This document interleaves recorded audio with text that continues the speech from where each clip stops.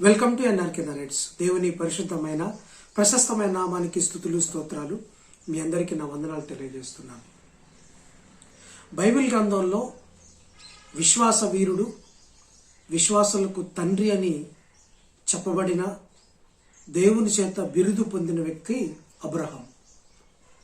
విశ్వాసులకు తండ్రి ఎలా అయ్యారంటే, తను ఒకగానొక కొడుకైన ఇస్సాకును దేవుడు బలి అడిగినప్పుడు అతన్ని బలి ఇవ్వడానికి సిద్ధపడ్డాడు, బలి ఇచ్చేందుకు ప్రయత్నం చేశాడు.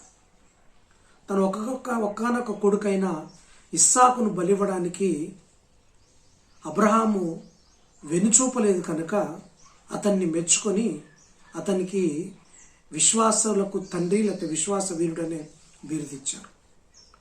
అన్యుడిగా ఉన్న అబ్రహాము 75 సంవత్సరాల ప్రాయంలో దేవుని చేత పిలువబడతాడు.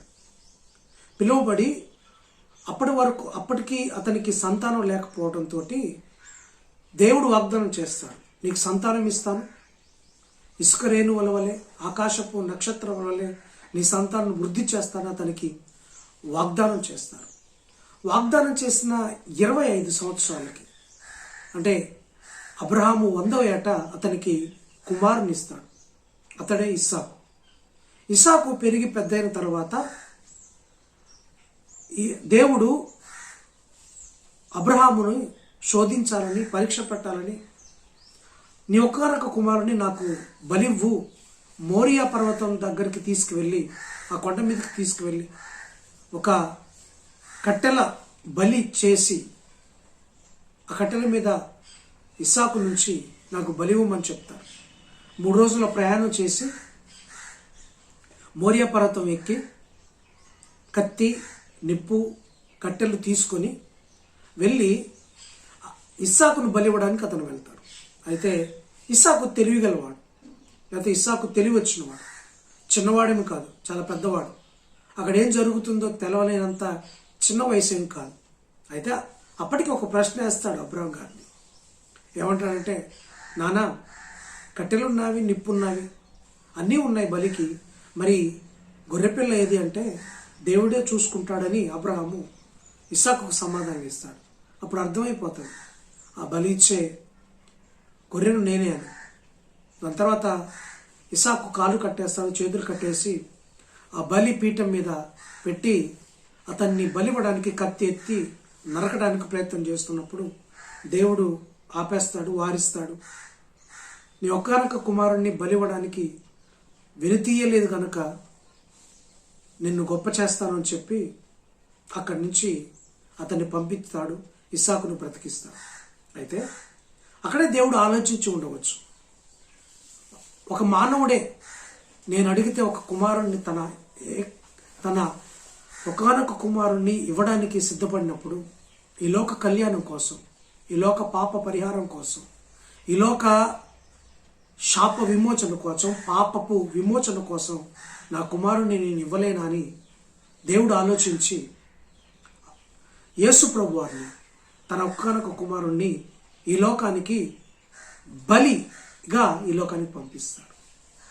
యేసు ప్రభు వారు తన తండ్రి మాటకు విధేయత చూపి, తన తండ్రి మాట జవదాటకుండా, తండ్రి మాటను తూచా తప్పకుండా పాటించి దేవుడిగా ఉన్న యేసుప్రభు వారు ఈ లోకానికి వచ్చి 33.5 సంవత్సరాలు జీవించి కలవరి కొండపై తనకు తానుగా బలయ్యాడు, రక్తాన్ని కార్చాడు, దెబ్బలు తిన్నాడు. తను కలవరి కొండపై తన ప్రాణాన్ని త్యాగం చేశాడు. ఆనాడు ఇస్సాకైతే బలి కాలేదు, కానీ యేసుప్రభు వారు బలయ్యారు. ఆనాడు ఇస్సాకు తన తండ్రి మాటకు విధేయత చూపాడు. ఇందాక చెప్పాను కదా, ఇస్సాకు ఏమి తెలివి లేనివాడు కాదు. ఇస్సాకు చాలా సంవత్సరాలు వచ్చాయి. బలి ఇవ్వడానికి ఏది కావాలో అతనికి తెలుసు. కానీ తన తండ్రి తనను బలిస్తున్నాడని తెలిసి కూడా తను చావడానికి, తన తండ్రి మాటకు విధేయత చూపడానికి ఇష్టపడ్డాడు. ఇస్సాకు కావాలంటే తన తండ్రిని ఎదిరించవచ్చు, తన తండ్రిని తోసివేయచ్చు, తను చనిపోకుండా మళ్ళీ కొండ దిగి కిందికి వెళ్ళిపోవచ్చు. కానీ అలా చేయలేదు. అలా చేయకుండా తన తండ్రి ఏదైతే చేయాలనుకున్నాడో దానికి సంపూర్ణంగా విధేయత చూపాడు, ఒబే అయ్యాడు. యేసుప్రభు వారు కూడా అదే చేశారు. యేసుప్రభు వారు కావాలనుకుంటే ఆ మరణం నుంచి తప్పించుకొని వెళ్ళొచ్చు, ఆ మరణం లేకుండానే చేసుకోవచ్చు. ఆయన ఒక చిటికేస్తే పరలోక దేవదూత సైన్యం వచ్చి తను ఎవరైతే చంపాలనుకున్నారో వారి మీద యుద్ధం చేయొచ్చు. కానీ అలా చేయలేదు. సంపూర్ణ విధేయత చూపి తండ్రి మాటకు, తను వచ్చిందే ఈ లోకంలో బలిగా ఉండడానికి కాబట్టి సంపూర్ణ విధేయత చూపి ఇస్సాకే ఎలా అయితే విధేయత చూపాడో అబ్రహాం మాటకు, యేసుప్రభు వారు కూడా తన తండ్రి మాటకు విధేయత చూపి కలువరి కొండ పైన తను బలయ్యాడు. ఆనాడు మోరియా కొండ పైన ఇస్సాకు బలవడానికి సిద్ధపడితే లోక కళ్యాణం కోసం, ప్రపంచ మానవాళి పాప పరిహారం కోసం యేసుప్రభు వారు తన నిండు యవ్వన రక్తాన్ని ఏ పాపం అంటని యవ్వన రక్తాన్ని కలువరి కొండపైన చిందించి నీ కోసం, నా కోసం, మనందరి కోసం అతను చనిపోతారు.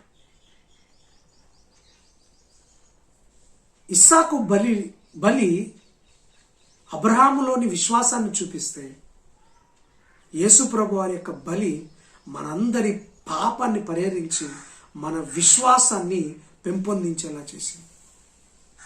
ఆ మోరియా కొండ పాప విమోచనాన్ని, లేకపోతే ఆ యొక్క విమోచన చేసి ఆయన్ని విశ్వాసులకు తండ్రిగా చేస్తే, కలువరి కొండ మనల్ని పాప విమోచన చేసి మనందరికీ పరలోకపు కొండ ఒకటి ఉందని గుర్తు చేసి ఈ పాపంలోని మగ్గిపోకుండా ఆ కలువరి కొండ మనందరి పాపాలు పగలగొట్టి పరలోకపు కొండకు, సియోను కొండకు తీసుకువెళ్ళే మార్గాన్ని కలువరి కొండ చేసింది.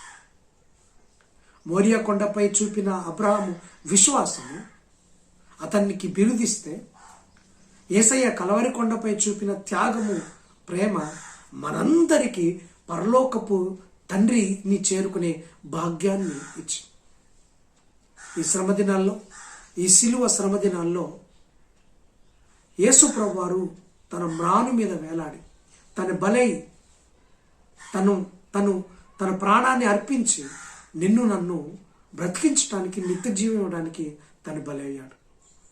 ఈరోజు ఆయన బలి నీకు జీవాన్ని ఇచ్చింది, నీ పాపాన్ని పగలగొట్టింది, నీ శాపాన్ని తుంచివేసింది, నేను ఇబ్బంది పెడుతున్న అపవాదిపై విజయాన్ని సాధించింది. అయితే ఇంకా ఆ విజయంలో నువ్వు లేవా? ఇంకా ఆ పరలోక భాగ్యంలో లేవా? ఇంకా ఆ కల్వరి కొండ కాడికి నువ్వు రాలేదా? ఈరోజేరా ఆయన నీకు విజయాన్ని ఇస్తాడు, నీ యొక్క శాపాన్ని తుంచివేస్తాడు, నీ పాపాన్ని పగలగొడతాడు, నీ స్థితిని మెరుగుపరుస్తాడు, నీకు ఒక మంచి బిరుదు ఇస్తాడు, పరలోకపు తండ్రితో నీకు సాన్నిహిత సంబంధాన్ని, అలాగే రక్త సంబంధాన్ని ఏర్పాటు చేస్తాడు. ఆ కొండ దగ్గరికి రా, ఆ శిలువ దగ్గరికి రా. దేవుడు నిన్ను గొప్ప చేస్తాడు. దేవుడు నిన్ను గొప్ప చేయాలని, మనందరూ దీవించాలని ఈ మాటలు ముగిస్తున్నాను. Thanks for watching. God bless you.